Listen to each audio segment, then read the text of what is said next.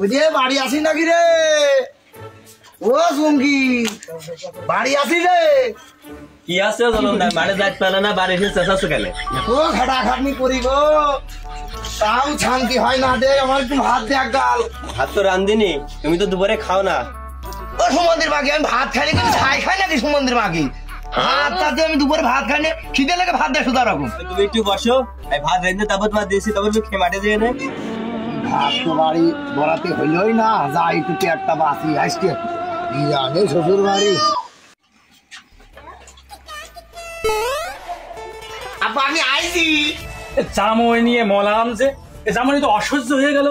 যখনই খাওয়ার সময় হয় তখনই জামই চলে আসে। আরে তুই খবর টবর দিস নাকি? আমি তো কিছু বলিনি জামর, দোষ তো সবই তোমার। আমি বারবার বললাম যে গ্রামে মেয়ে বিয়ে দেবো না, এইবার বোঝো ঠেলা, গ্রামে মেয়ে বিয়ে দেওয়ার কি জ্বালা।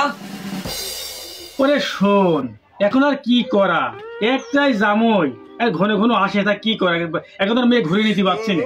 তুমি তো যা করলে তা ভালোই করলে, তা জামই কিভাবে জাত করতে হয় আমি দেখাচ্ছি আজকে।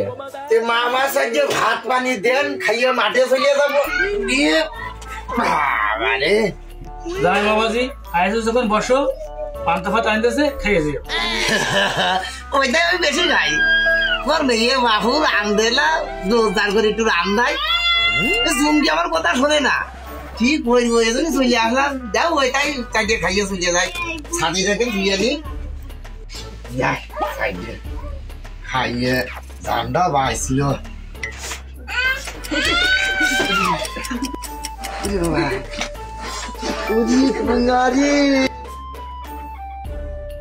জামার কি হয়েছে? জামার কি মিল গেড়ে হলো নাকি? জামা ওরা কম করছে কে? ও না গো, মির্গে রোগ নয়, পাশার রোগ হইয়াছে। বাবা বাবা, আর আসা যাবে না গো, আর আসবো না গো। এটি আমার বোধহয় শাওরির চাল চলন বোধহয়, এই যে আর আসা যাবে না। কি করে